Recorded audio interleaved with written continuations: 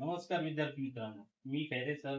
आपल्या युट्यूब चॅनलवर स्वागत. आपण इंग्लिश व सेमी इंग्लिशच्या विद्यार्थ्यांसाठी खास घेऊन आलेलो आहे इंग्लिशचं सेशन. तर या इंग्लिशच्या सेशनसाठी आपण गेस्ट लेक्चर म्हणून आमंत्रित केलेलं होतं श्रीमती देशमुख मॅडम यांना. तर आज आपल्या या युट्यूब चॅनलवर आपल्या एज्युशॉपवर आपल्या निमंत्रणास मान देऊन त्यांनी उपस्थित राहिले त्याबद्दल सर्वात प्रथम आपण त्यांचं स्वागत करूया. आणि श्रीमती देशमुख मॅडम यांचं MA BEd इन इंग्लिश झालेलं आहे आणि त्या एक अनुभवी शिक्षिका आहेत. तर आपण चला इंग्लिशचं सेशन त्यांचं बघूया. यामध्ये IMP क्वेश्चन, टॉपिक्स व काही ग्रामर्स आहेत ते आपण या ठिकाणी अभ्यासणार आहोत. तत्पूर्वी येत्या 27 फेब्रुवारीला होणारा तुमचा इंग्लिश विषयासाठी सर्व विद्यार्थ्यांना बेस्ट ऑफ लक, शुभेच्छा. आत्मविश्वासाने पेपरला सामोरे जा. विद्यार्थी मित्रांनो, मी Vaishali Deshmukh, MA BEd English, आणि मी आज आपल्यासाठी घेऊन आलेली आहे सेमी इंग्लिशच्या विद्यार्थ्यांसाठी इंग्लिश पेपरचं अनालिसिस, जे आपल्याला खैरे सरांच्या एज्युशॉप या चॅनलने प्रोव्हाइड केलेलं आहे. तर चला विलंब न करता आपण आपल्या कामात सुरुवात करू. विद्यार्थी मित्रांनो, question number 1A, complete the words. यामध्ये तुम्हाला काही वर्ड्स दिलेले असतील आणि ब्लँक स्पेस दिलेला असेल. त्यामध्ये तुम्हाला missing letters, meaningful missing letter भरून मिनिंगफुल वर्ड तयार करायचा आहे. तर यामध्ये मार्च 19 ला S-ART, तर इथे तुम्ही M टाकला की M फिल केला की तिथे तुमचा स्मार्ट हा वर्ड तयार होणार होता. त्यानंतर F-IEND, यामध्ये R टाकल्यानंतर फ्रेंड हा वर्ड तयार झाला. D-IVE, यामध्ये R टाकल्यानंतर ड्राईव्ह हा वर्ड तयार झाला. आणि H-PPY, यामध्ये A ऍड केल्यानंतर हॅपी हा वर्ड तयार झाला. तर हा होता मार्च 2019 चा पॅटर्न. त्यानंतर मग इथे मार्च 2020, मार्च 2024, मार्च 2025 या इयर्सचे तुम्हाला एक्झाम्पल्स दिलेले आहेत. ते तुम्ही अगदी व्यवस्थितपणे जर वाचून गेलात तर निश्चितचपणे याचा बेनिफिट तुम्हाला होऊ शकतो. आणि इथे जे तुम्हाला दिसतंय या ब्रॅकेटमध्ये, तर इथे -ART, इथे जर तुम्ही E टाकला तर हार्ट हा शब्द तयार होणार आहे. इथे B-G, यामध्ये E ऍड केल्यानंतर बेग हा शब्द तयार होतो. R-G- आहे, तर R च्या नंतर I आणि नंतर T जर टाकला तर तुमचा राईट हा वर्ड तयार होतो. आणि B-OK, यामध्ये O ऍड केला तर बुक हा वर्ड तयार होतो. And these are the most important words regarding your exam. Okay, next slide. आपला प्रश्न क्रमांक 1 मधला A2, यामध्ये अल्फाबेटिकल ऑर्डर दिलेली असते. तर यामध्ये तुम्हाला हा प्रश्न 2 मार्कांना विचारला जातो. आणि यामध्ये तुम्हाला arrange words in dictionary order, म्हणजे डिक्शनरीच्या क्रमानुसार यामध्ये तुम्हाला शब्द लावावे लागतात. मार्च 2019 ला एपिक, माइन, युथ, टाइम अशा पद्धतीने हे. Question number 1A3, punctuation. तर हा सुद्धा प्रश्न 2 मार्कांना विचारला जातो. यामध्ये 2019, त्यानंतर मार्च 2020, मार्च 2022, मार्च 2024 आणि मार्च 2025 या वर्षांचे तुम्हाला एक्झाम्पल्स दिलेले आहेत. हे तुम्ही व्यवस्थित स्टडी करून जाऊ शकताय मुलांना. आणि कॉमन पंक्च्युएशन्स, काही कॉमन पंक्च्युएशन्स बघायचे झाले तर क्वेश्चन मार्क, त्यानंतर स्पीच साठी आपण डबल इन्व्हर्टेड कॉमाचा वापर करतो, आणि अपॉस्ट्रॉफी आणि कॉमा, हे काही कॉमन पंक्च्युएशन्स आहेत. यांची मदत तुम्हाला पंक्च्युएशन साठी याचे तुम्हाला 2 मार्क्स निश्चित मिळून जातात. Next number 1A4, make 4 words. तर यामध्ये तुम्हाला एक मोठा वर्ड दिलेला असतो, जसं की फॉर एक्झाम्पल शब्दापासून तुम्हाला मिनिमम 3 लेटर्स असलेले, मिनिमम 3 म्हणजे कमीत कमी 3 लेटर्स असलेला मिनिंगफुल वर्ड तयार करायचा आहे. यामध्ये नॉलेज पासून आपण बघू शकतोय no, led, old, age, low. हा मार्च 2019 ला आलेला प्रश्न आहे. आणि त्यानंतर मार्च 2020, मार्च 2022 बेंचमार्क हा वर्ड रिपीट झाला. मार्च 2023 ला करेजियस हा वर्ड होता. जुलै 2023 ला हँडरायटिंग, मार्च 2025 ला प्रोक्लेमेशन आणि जुलै 2025 ला एन्व्हायरमेंट हे शब्द आलेले आहेत. तर याची स्ट्रॅटेजी म्हणजे look for common words first. आधी आपल्याला कॉमन वर्ड्स कोणते 3 लेटर असलेले, 4 लेटर असलेले ते चेक करायचे. चेक द लेटर फ्रिक्वेन्सी, त्या लेटरची फ्रिक्वेन्सी चेक करायची, किती वेळा तो रिपीट होतोय. आणि practice with common words, common word जे आहे त्यांची प्रॅक्टिस आपल्याला असणं गरजेचं आहे. Next number 1A5, word chain. आता इथे तुम्हाला काय करायचंय, हा पण प्रश्न 2 मार्कांना असतो. Word chain by matching part of speech category. यामध्ये तुम्हाला एकतर नाउन चेन करायला येते, किंवा वर्ब चेन करायला येते, किंवा ऍडजेक्टिव्हची चेन करायला येते किंवा नाउन्सची चेन करायला येते. परत नाउन्सची चेन इथे रिपीट झालेली दिसते आपल्याला. या चेन मध्ये तुम्हाला जो एंडिंग लेटर तुम्हाला नवीन वर्ड स्टार्ट करावा लागतो. जसं की मार्च 2001 चेन आलेली होती. पहिला वर्ड तुम्हाला दिलेला असतो रोड. मग रोड वर्ड एंड झाला म्हणून डीओजी डॉग, जी पासून GAT get, E double G egg आणि परत जी पासून जीयूएन गन अशी वर्ड चेन तयार होते. तर यामध्ये की टिप्स काय आहेत की मॅच वर्ब ऍडजेक्टिव्ह तुमचे व्यवस्थित लर्न असले पाहिजे.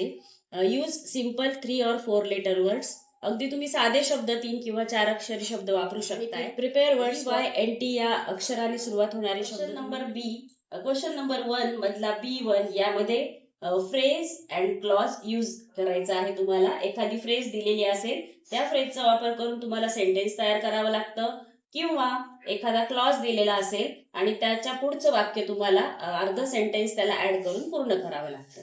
जसं की मार्च 19ला टू लुक आफ्टर ही फ्रेज आलेली होती. त्यामध्ये मग the nurse had to look after the old patient हे आपण सेंटेन्स त्यावरून तयार झालेलं बघितलं. त्यानंतर इथे मार्च 2019ला दिलेला होता, म्हणजे वाक्याचा अर्धा भाग सुरुवातीचा दिलेला होता, आय सॉ अ बॉय. तर आता आय सॉ अ बॉय, मग आता सॉ म्हणजे हा पास्ट टेन्स मध्ये असल्यामुळे आपण वॉज लावून ते वाक्य पूर्ण करू शकतो. I saw a boy who was crying for help.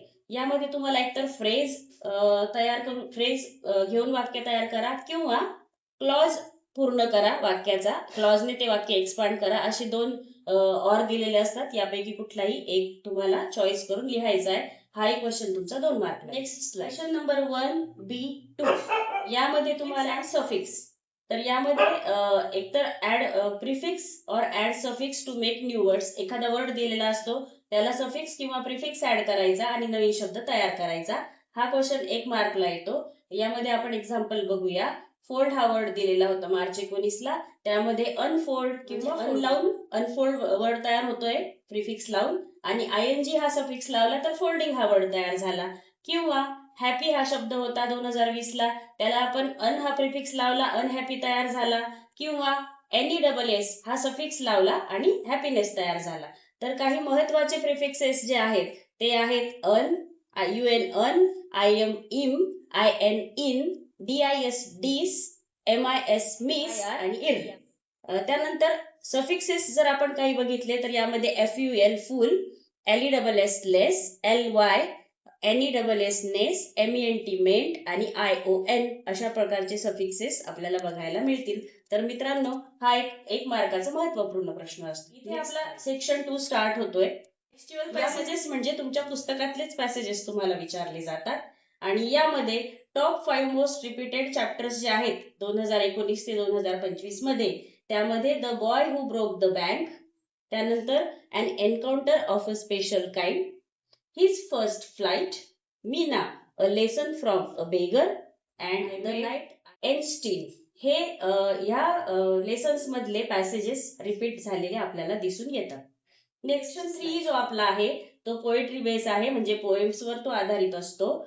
यामध्ये 5 इम्पॉर्टंट पोएम्स ज्या बोर्ड एक्झामच्या दृष्टीने दिलेल्या आहेत त्या आहेत, you start dying slowly, basket full of moonlight, where the mind is without fear, the twins आणि द वर्ल्ड इज माइन. या 5 पोएम आपण इम्पॉर्टंट म्हणून यांचा अभ्यास करू शकतो. आणि स्टडी टिप्स जर पोएम साठी म्हटल्या तर लर्न ऑल 5 पोएम्स थरोली, म्हणजे सगळ्या ह्या 5ही पोएम तुम्ही छानपणे जर अभ्यासल्या तर निश्चित फायदा होईल. Remember poet names correctly. या सर्व पोएटचे जे पोएमचे जे पोएट्स आहेत त्यांची नावं तुम्हाला व्यवस्थित लक्षात लक्षात ठेवले पाहिजे. Understand central themes. याच्या जे सेंट्रल आयडियाज आहेत या पोएम्सच्या, मध्यवर्ती संकल्पना, त्या तुमच्या व्यवस्थित लर्न पाहिजे. आणि प्रॅक्टिस पोएम बेस्ड क्वेश्चन्स, जे पोएम बेस्ड क्वेश्चन्स आहेत, पोएमवर आधारित प्रश्न आहेत, त्यांचा तुम्ही छान पद्धतीने अभ्यास जर केला तर निश्चितच याचे मार्क्स तुम्हाला वेळेला वाचून राहणार नाही. नेक्स्ट आता आपल्या सेक्शन 3 मधलाच इम्पॉर्टंट पार्ट जो आहे पोएट्री सेक्शन मधला, तो आहे पोएट्री अप्रिसिएशन. हा सुद्धा प्रश्न 5 मार्कांना असतो. याचा अगदी सोपा फॉर्मॅट आहे मित्रांनो. यामध्ये तुम्हाला फॉर्मॅटही दिलेला असतो, म्हणजे तुम्हाला title, poet, rhyme scheme, figure of speech आणि थीम हे सगळं एका खाली एक ऑर्डरने लिहावं लागतं. यामध्ये जर आपण एक्झाम्पल बघितलं यू स्टार्ट डाईंग स्लोलीचं तर निश्चितच बघा, पोएट याची काय होते, पॅब्लो नेरुडा. आणि याची राईम स्कीम बघितली तर याला राईम स्कीम कुठलीही नाहीये, हे फ्री वर्स पोएम आहे. आणि यामध्ये जे फिगर्स ऑफ स्पीच आहे फिगर ऑफ स्पीच या पोएम मध्ये दिसून येतो. आणि अँटिथिसिएशन साठी एक महत्वाची पोएम म्हणजे बास्केट फुल ऑफ मूनलाईट. ही जी पोएम आहे ती पोएट सुनील शर्मा यांनी लिहिलेली आहे. ही सुद्धा पोएम फ्री वर्स आहे. आणि यामधला जो फिगर ऑफ स्पीच आहे ते आहेत अलिट्रेशन आणि अपॉस्ट्रोफी. आणि त्याची थीम किंवा सेंट्रल आयडिया इथे ब्रॅकेटमध्ये दिलेली आहे. अगदी सोप्या भाषेत मुलांना ती दिलेली आहे. त्यामुळे तुम्ही जर ही वाचून गेलात तर निश्चितच तुमचे हे 5 मार्क हक्काचे राहतील असं मला वाटतं. नेक्स्टची आपली इम्पॉर्टंट पोएम म्हणजे where the mind is without fear. तर या पोएमचे poet Rabindranath Tagore. Rhyme scheme free verse, figure of speech, central idea of the poem. तर हे लर्न जर करून गेलात तर निश्चित तुमचा फायदा होईल मुलांनो. Next slide. पुढची महत्वाची पोएम म्हणजे the world is mine. Poet Joy Lovelet Crawford. Rhyme scheme A B C, A B C D, A B C C, A B. Figure of speech, alliteration, apostrophe. आणि ही आहे त्याची central idea. नंतरचा जो section आहे किंवा आपण याला सेक्शन नाही म्हणू शकत, पण इंग्लिश ग्रामर मध्ये टेन्स हा महत्वाचा भाग आहे. आणि ह्या टेन्सेसचे एक्झाम्पल्स तुम्हाला आणि अनटेक्स्च्युअल पॅसेज मध्ये विचारले जाऊ शकतात. 6 मार्कांसाठी हे प्रश्न विचारले जाऊ शकतात. यामध्ये इथे आपले 3 महत्वाचे जे टेन्सेस आहेत, present tense, past tense and future tense. तर प्रेझेंट टेन्स मध्ये त्याचे 4 सबटाईप, पास्ट टेन्सचे 4 सबटाईप आणि फ्युचरचे 4 सबटाईप्स इथे दिलेले आहेत. संपूर्ण एक्झाम्पल्स तुम्हाला पीपीटी मध्ये दिलेलेच आहेत, पण तरी सुद्धा आपण त्याचं फॉर्मेशन बघूया. Simple present tense. Simple present मध्ये subject plus V1 plus object. For example I eat mango, हे झालं simple present tense. Present continuous मध्ये आयच्या नंतर एम लावायचा, म्हणजे इथे बघा subject plus am is are plus V4 plus object. V4 म्हणजे व्हर्बचा ING फॉर्म आपण घ्यायचा. त्यामध्ये I am eating. Present perfect tense मध्ये हॅव किंवा has plus V3 plus object. तर याचं एक्झाम्पल होईल आय हॅव. V3 मध्ये इटचा इटन होऊन जाईल आय हॅव इटन मँगो. आणि प्रेझेंट परफेक्ट कंटिन्युअस मध्ये सब्जेक्ट प्लस हॅव किंवा has plus been plus V4 plus object. यामध्ये आय हॅव बीन इटिंग. अशा पद्धतीने पास्ट टेन्सचं पण फॉर्मेशन दिलेलं आहे. यामध्ये सिंपल पास्टचं जे फॉर्मेशन आहे ते subject plus V2 plus object. Past continuous subject plus was किंवा were plus V4 plus object. Past perfect मध्ये subject plus had plus V3 plus object. आणि पास्ट परफेक्ट कंटिन्युअस मध्ये subject plus had plus been plus V4 plus. पास्टचं जर उदाहरण बघायचं झालं, जसं इथे आपण घेतला होता आय इट मँगो, तर इथे I ate, I was eating mango, I had eaten mango आणि I had been eating mango. Future tense मध्येही त्याचे 4 सबटाइप्स दिलेले आहेत. त्यामध्ये फ्युचर कंटिन्युअस, परफेक्ट कंटिन्युअस. तर सब्जेक्ट प्लस शाल किंवा will plus V1 plus object. आणि खाली सगळेच फॉर्म्युलास तुम्हाला दिलेले आहेत. तसेच याचे एक्झाम्पल सुद्धा पीपीटी मध्ये दिलेले आहेत. यांचा तुम्ही सविस्तर अभ्यास करून जर गेलात मित्रांनो तर निश्चितच याचा फायदा तुम्हाला परीक्षेत होणार. नंतरचा महत्वाचा टॉपिक म्हणजे ऍड क्वेश्चन टॅग. यामध्ये short question added at end of the sentence to confirm or check information. यामध्ये तुम्हाला एक वाक्य दिलेलं असतं, त्यानंतर ते वाक्य जसं तसं लिहून तुम्हाला टॅग तयार करायचा असतो. यामधला पहिला जो रूल आहे, पहिला जो नियम आहे क्वेश्चन टॅगचा, तो म्हणजे positive to negative. If sentence is positive, tag is negative. जर सेंटेन्स हे होकारार्थी असेल तर त्याचा टॅग हा नकारार्थी असतो. For example he is tall. मग आपण वाक्य जसंच्या तसं लिहायचं, कॉमा द्यायचा आणि आपला जो टॅग आहे तो असणार आहे इजंट ही आणि क्वेश्चन मार्क. रूल 2 मध्ये negative to positive. If sentence is negative, tag is positive. जर सेंटेन्स निगेटिव्ह असेल तर टॅग पॉझिटिव्ह होतो. आणि यामध्ये मग हेल्पिंग व्हर्ब्सचे कन्व्हर्जन दिलेले आहे, ज्यामध्ये एमचा आरंट होतो, आरचा आरंट होतो, वेअरचा वेअर नॉट होतो, कॅनचा कांट होतो, इजचा इजंट, वॉज वॉजंट, शाल शँट आणि विल वोंट असे हे काही वर्बचे कन्व्हर्जन आपल्याला इथे दिलेले आहे. इम्पॉर्टंट नोट मध्ये if there is no helping verb in sentence use don't, doesn't and didn't according to the tense. म्हणजे काय की समजा तुम्हाला हेल्पिंग वर्ब सेंटेन्स मध्ये दिलेलं नाहीये, अशा वेळेला त्या सेंटेन्सचा टेन्स बघायचा आणि टेन्सच्या नुसार मग तुम्हाला डोंट, डझंट किंवा डिडंटचा तिथे वापर करायचा आहे. नेक्स्ट मधला नंतरचा महत्वाचा भाग म्हणजे फ्रेम WH क्वेश्चन्स. यामध्ये WH word and basic structure important for board exams. मग आता WH वर्ड इथे दिलेले आहेत आणि त्यांचे मिनिंग्स दिलेले आहेत तुम्हाला, जसे की व्हॉट म्हणजे काय, वेअर मीन्स कुठे, व्हेन कधी, हू कोण, हुम कोणाला, विच कोणता किंवा कोणती. याचं बेसिक स्ट्रक्चर कसं असतं, helping verb WH plus helping verb plus subject plus main verb. For example are you crying. Helping verb जर घ्यायचा झाला तर WH plus do does did plus subject plus main verb, जसं व्हेअर डू यू लिव्ह. ही महत्वाची टीप आहे. आता इथे हेल्पिंग वर्बचा टेबल तुम्हाला दिलेला आहे. तर हा टेबल तुम्हाला कुठे युजफुल ठरणार आहे, की जिथे तुम्हाला वाक्य तयार करायचे आहेत, सेंटेन्स फॉर्मेशन आहे, अशा वेळेला किंवा टेन्सच्या वेळेला तुम्हाला हेल्पिंग वर्बचा वापर होणार आहे. यामध्ये महत्वाचे जे हेल्पिंग वर्ब्स आहेत ते आहेत am is are, was were, have has had, shall and will. Do does did यामध्ये प्रेझेंट टेन्स मध्ये डोंट, डझंट आणि पास्ट टेन्स मध्ये डिडंट अशा पद्धतीने याचा वापर केला जातो. नेक्स्ट टॉपिक्स जे आहेत ग्रामर मधले, त्यामध्ये मग पहिला टॉपिक आहे इन्फिनिटिव्ह, दुसरा आहे मेक इट एक्सक्लामेटरी, तिसरा आहे as well as, not only but also, no sooner than.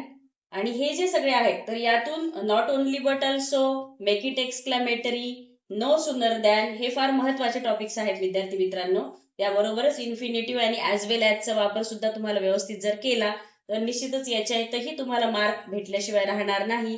इथे एक्झाम्पल दिलंय बघा, as soon as I entered everyone clapped. तर इथे तुम्हाला आता ॲज सून ॲज दिलेला आहे, चा वापर करायचा आहे. मग बघून घ्यायचं की ईडी लागलाय म्हणजे वाक्य पास्ट टेन्स मध्ये आहे, तर तुम्ही इथे डीडचा वापर करू शकताय नो सुनर नंतर. No sooner did I enter than everyone started clapping. Next slide. Grammar मध्ये इम्पॉर्टंट जे क्वेश्चन आहेत प्रॅक्टिस साठी, त्यामध्ये तुम्हाला question tag, change the voice, future continuous tense, past perfect tense, WH question आणि पंक्च्युएशन हे महत्वाचे प्रश्न विचारले जाऊ शकतात. त्यानंतर नॉट ओनली बट ऑल्सो आणि नो सुनर दॅनचा सुद्धा तुम्ही सराव करायचा आहे. या सगळ्यांच्या डिटेल्स तुम्हाला PPT मध्ये दिलेल्या आहेत. नेक्स्ट, आता इथे ऍक्टिव्ह टू पॅसिव्ह व्हॉइसचं आहे की ऍक्टिव्ह व्हॉइसचा आपल्याला पॅसिव्ह व्हॉइस करायचा आहे. त्यामध्ये इथे काही फॉर्मेशन दिलेलं आहे, त्याचं काही फॉर्म्युलाज दिलेले आहेत. Present tense conversions and pronoun changes. यामध्ये जर तुम्ही सिम्पल प्रेझेंट टेन्सचं बघितलं तर subject plus V1 plus object असतो आणि याचा ऍक्टिव्ह मधून जर आपल्याला पॅसिव्ह मध्ये करायचं झालं तर आधी जो ऑब्जेक्ट आहे शेवटचा तो सुरुवातीला घ्यायचा, त्यानंतर हेल्पिंग वर्ब घ्यायचा, एम, इज किंवा आर, त्याचा V3 बाय घ्यायचा त्यानंतर आणि मग सब्जेक्ट. अशा पद्धतीने सगळ्याच टेन्सेस मध्ये कसं फॉर्मेशन आहे ते दिलेलं आहे. कंटिन्युअस आणि प्रेझेंट परफेक्ट टेन्सचं फॉर्मेशन तुम्हाला दिले. जर कमांड असेल मध्ये कमांडचा वाक्य असेल जसं ओपन द डोअर, तर कमांड असलेलं वाक्य तुम्हाला लेटनी सुरू करायचंय, let the door be. Pronoun changes मध्ये आयचा मी होतो, वीचा अस, ही, हिम, शी, ह असे काही चेंजेस आहेत ते लक्षात ठेवायचे आहेत. आता महत्वाचा पार्ट इंग्लिशच्या पेपरमध्ये व्होकॅब्युलरीचा सुद्धा असतो. यामध्ये तुम्हाला पॅसेज मध्ये सिनोनिम्स विचारलेले असतात पॅसेज मधून. मग यामध्ये काही सिनोनिम्सचे इथे मिनिंग दिलेले आहेत, त्याचाही तुम्ही व्यवस्थित डिटेल स्टडी करून जा. जर फ्लोईंगचा सेम मिनिंग आहे oozing, quieted, muffled, great distress it means trauma and very strange, uncanny यासारखेच काही शब्द तुम्हाला इथे दिलेले आहेत, त्यांचा तुम्ही डिटेल स्टडी करून जा. आता इथे व्हॉइस हा जो महत्वाचा टॉपिक आहे, यामध्ये पास्ट अँड फ्युचर टेन्स यांचे काही एक्झाम्पल्स किंवा फॉर्म्युलाज दिलेले आहेत. Active to passive voice conversion करताना पास्ट टेन्स मध्ये कंटिन्युअस आणि पास्ट दिलेले आहेत. फॉर एक्झाम्पल सिम्पल पास्टचं जर आपण बघितलं, जर ऍक्टिव्ह व्हॉइस मध्ये subject plus V2 plus object असेल तर त्याचं कन्व्हर्जन करताना आधी आपल्याला ऑब्जेक्ट प्लस वॉच किंवा were plus V3 plus by plus subject असं फॉर्म्युलानी ते सेंटेन्स तयार करावं लागतं. आणि इकडे जर तुम्ही पाहिलं तर फ्युचर टेन्सचे पण कंटिन्युअस आणि फ्युचर परफेक्ट या टेन्सेसचे सगळे फॉर्म्युलाज ऍक्टिव्ह टू पॅसिव्ह करताना जे कामात येतील ते दिलेले आहेत. या सर्वांचा जर तुम्ही डिटेल स्टडी करून गेलात तर याचा निश्चित फायदा तुम्हाला परीक्षेत होईल. नेक्स्ट इंग्लिश ग्रामर, यामध्ये टेन्सेस. आता टेन्स हा जो पार्ट आहे याचा काही एखादा सेपरेट सेक्शन नाहीये, पण आता इंग्लिश व्होकॅब्युलरीचा अजून एक महत्वाचा पार्ट इज अपोजिट वर्ड्स. तर इम्पॉर्टंट अँटोनिम्स फ्रॉम बुक इथे दिलेले आहेत. पुस्तकातले सर्व इम्पॉर्टंट अपोजिट वर्ड्स इथे दिलेले आहेत. त्यांचा जर तुम्ही व्यवस्थित वाचून गेलात तर याचाही फायदा तुम्हाला होऊ शकतो. फॉर एक्झाम्पल, बोरिंगचा अपोजिट इंटरेस्टिंग, लिमिटेडलीचा opposite widely, light heavy, complexity simplicity. अशा पद्धतीने बरेच अपोजिट वर्ड्स किंवा अँटोनिम्स तुम्हाला दिलेले आहेत. यांचा डिटेल किंवा जर सगळे शब्द तुम्ही वाचून गेलात तर याचा फायदा तुम्हाला नक्कीच होईल. आता बघा, नॉन टेक्स्च्युअल पॅसेजेस यामध्ये जे टॉप 5 रिपीटेड टॉपिक्स आहेत ते आपल्याला इथे या स्लाइड मध्ये दिलेले आहेत. मोस्ट फ्रिक्वेंटली अपियर्ड थिंग्सवर रिपीटेडली प्रश्न विचारले गेलेले आहेत किंवा रिपीटेडली तुम्हाला नॉन टेक्स्च्युअल पॅसेज आलेले आहेत. त्यांचं इथे तुम्हाला एक डिस्क्रिप्शन दिलेलं आहे. तर पहिला जो टॉपिक आहे तो म्हणजे नेचर अँड एन्व्हायरमेंटचा. यामध्ये मग global warming, pollution, plastic waste यावर पॅसेज येऊ शकतो. हेल्थ अँड फिटनेस मध्ये importance of yoga, sports activities, balanced diet यावरती पॅसेज येऊ शकतो. किंवा बायोग्राफीज मध्ये तुम्हाला सोशल वर्कर्स, सायंटिस्ट किंवा म्युझिशियन्सच्या बायोग्राफीज म्हणजे त्यांच्या आत्मचरित्रांच्या वरती एखादा पॅसेज विचारला जाऊ शकतो. महत्वाचा रिपीटेड टॉपिक आहे त्यामध्ये बेनिफिट्स ऑफ रिडिंग, वाचनाचे फायद्यांवर तुम्हाला इथे इम्पॉर्टन्स ऑफ रीडिंग हॅबिट्स यावरती पॅसेज विचारला जाऊ शकतो. किंवा पाचवा जो मेन रिपीटेड टॉपिक आहे तो म्हणजे नॅचरल रिसोर्सेस.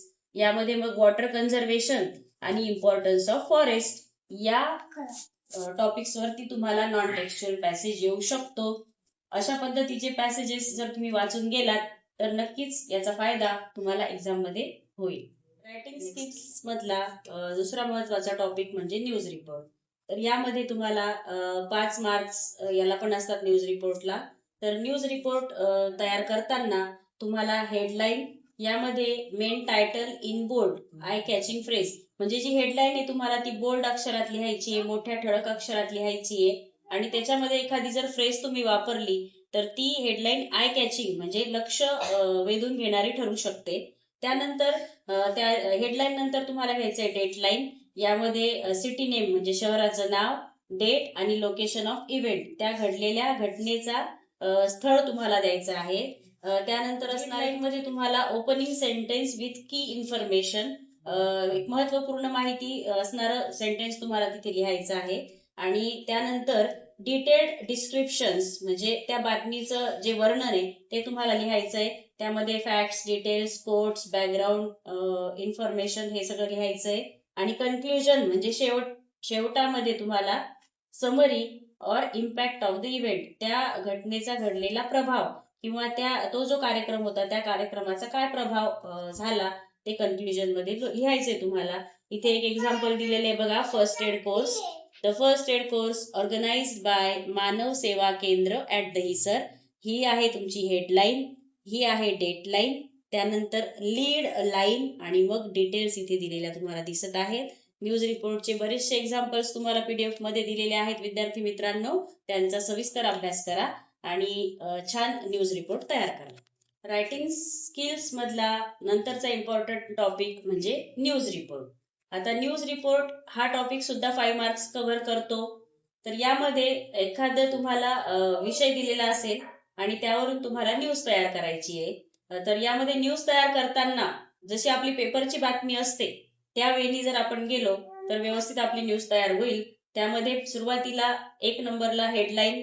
मग हेडलाईन तुम्ही कशी लिहायची मधला नंतरचा इम्पॉर्टंट टॉपिक म्हणजे डायलॉग रायटिंग. तर डायलॉग रायटिंग हा 5 मार्क कव्हर करतो. यामध्ये रायटिंग स्किल मधला जो ए पार्ट मध्ये put sentence in orders. You will have given 4 sentences. 4 वाक्य तुम्हाला दिलेले असतील. ते 4ही वाक्य तुम्हाला दिलेले असतील आणि डायलॉग नुसार, मिनिंगफुल डायलॉग नुसार त्यांचा तुम्हाला योग्य सिक्वेन्स लावायचा आहे. Arrange jumble sentence to create meaningful dialogue. त्यानंतर त्यातलाच बी सेक्शन, बी पार्ट म्हणजे की कम्प्लीट द डायलॉग. यामध्ये तुम्हाला डायलॉग दिलेला असेल, नंतरचा डायलॉग मिसिंग असेल, परत नंतर डायलॉग दिलेला असेल त्यानंतरचा डायलॉग मिसिंग असेल. तर तो मिसिंग डायलॉग प्रॉपरली तिथे लिहायचा. डायलॉग तुम्ही घेतला तर पैकीचे पैकी मार्क तुम्हाला इथे मिळतील. सी जो पार्ट आहे डायलॉग रायटिंगचा, यामध्ये तुम्हाला राईटफुल डायलॉग म्हणजे पूर्ण डायलॉग्स तयार करायचे आहेत. त्यामध्ये तुम्हाला एखादा टॉपिक दिलेला असेल त्या टॉपिकवर तुम्हाला दोन पर्सन्सचे दोन व्यक्तींचे मिनिंगफुल डायलॉगचा एक्सचेंज तुम्हाला तिथे दाखवायचा आहे. इथे तुम्हाला एक्झाम्पल दिलेलं आहे इम्पॉर्टन्स ऑफ मोबाईल फोन या विषयावर तुम्हाला दोन मित्रांचा डायलॉग रायटिंग दिसतंय. तर असे बरेचसे एक्झाम्पल्स तुम्हाला या पीडीएफ मध्ये दिलेले आहेत. त्यांचा तुम्ही व्यवस्थित अभ्यास करा. याचे जे मार्क आहेत ते कशा पद्धतीने डिस्ट्रीब्यूट झालेले आहेत ते आपण बघूया. सेंडर्स ऍड्रेस, पिन कोड आणि डेट इथपर्यंत तुम्हाला अर्धा मार्क असतो. तर जे सॅल्युटेशन असतं, सॅल्युटेशनला तुम्हाला अर्धा मार्क असतो.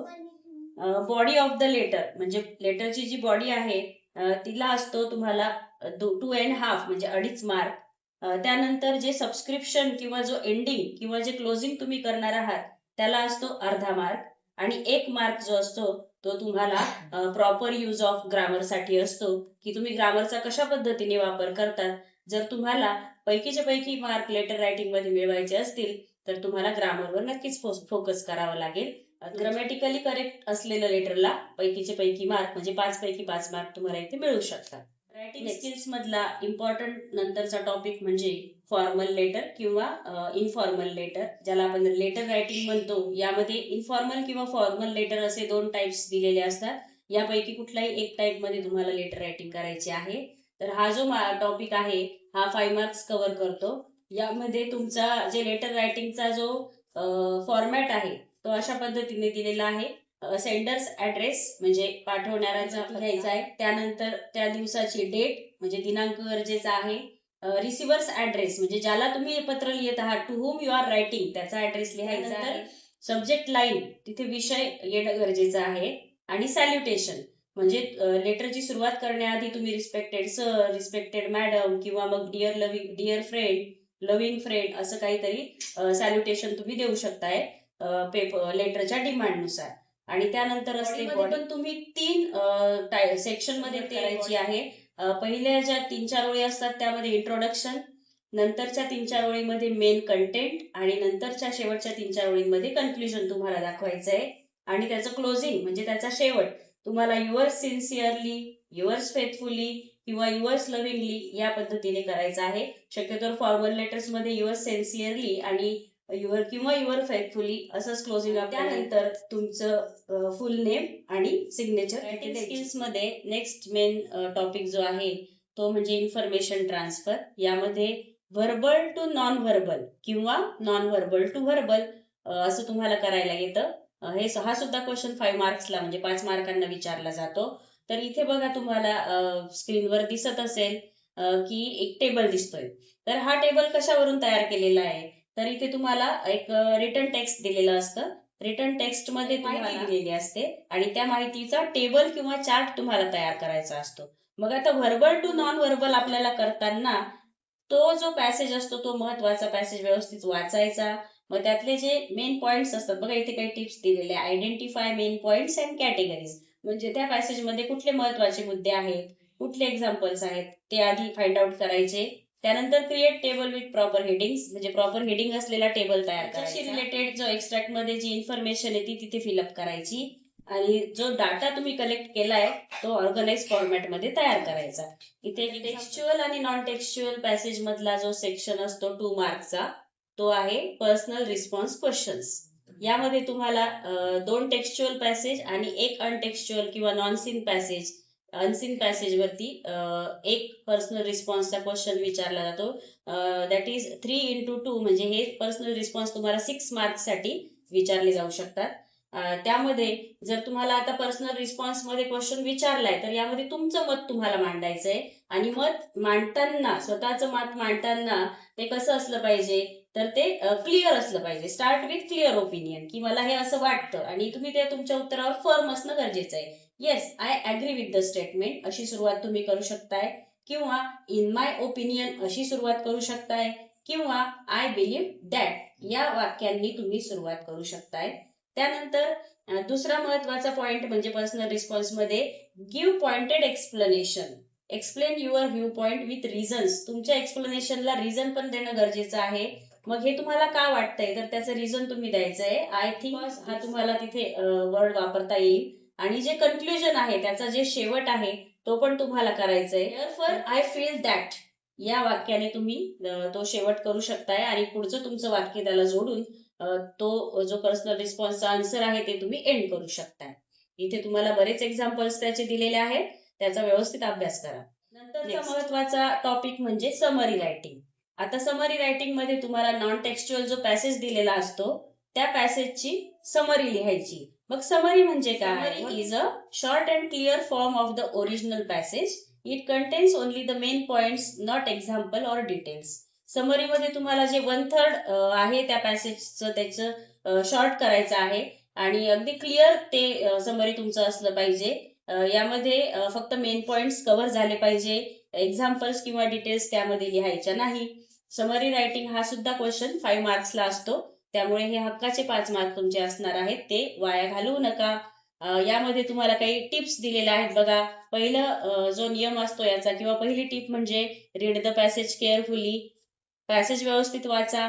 Understand what the passage is mainly about. तो कशा संदर्भात आहे, कशाविषयी तो पॅसेज दिलाय ते बघा.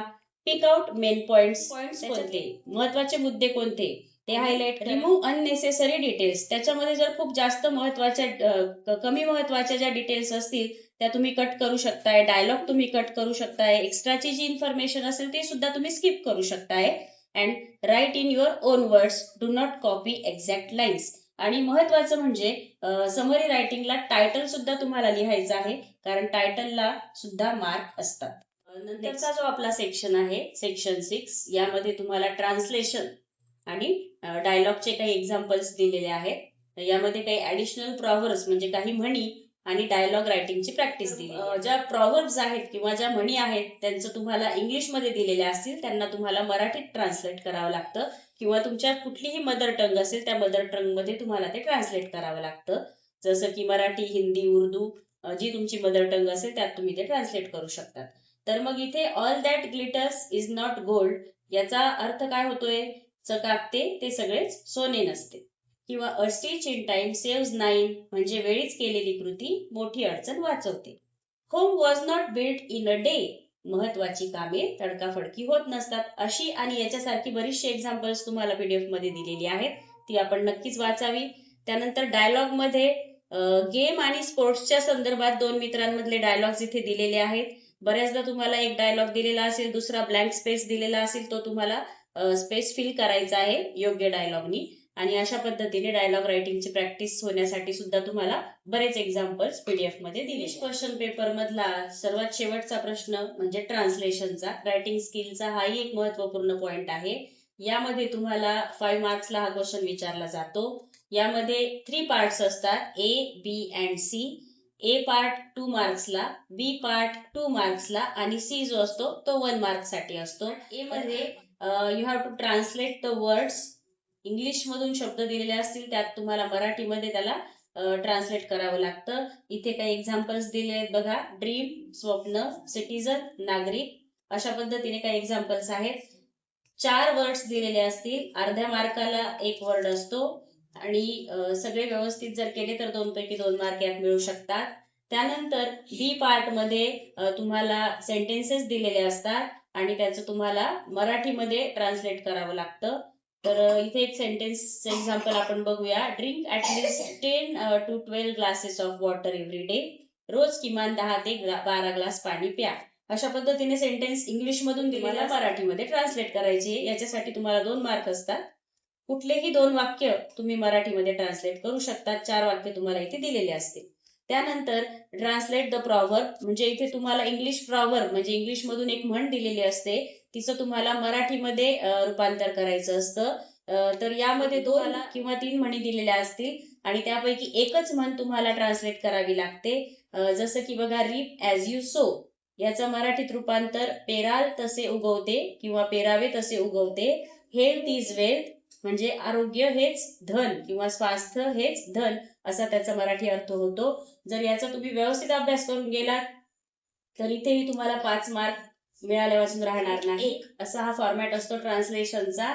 आणि निश्चितच हे सर्व जर तुम्ही वाचून गेलात तर याचाही फायदा तुम्हाला परीक्षेत. विद्यार्थी मित्रांनो, आज आपण उद्या दिनांक 27 फेब्रुवारी 2026 रोजी होणाऱ्या सेमी इंग्लिश या पेपर अनालिसिस बघितलं. तसेच कोणता क्वेश्चन तुम्हाला रिपीटेडली विचारला जाऊ शकतो किंवा कोणत्या चॅप्टरला किती वेटेज आहे हे याचा सुद्धा डिटेल स्टडी आज आपण केलेला आहे. तर मला असं वाटतं की उद्याचा होणारा पेपर आता तुम्ही निश्चितच आत्मविश्वासाने देऊ शकाल.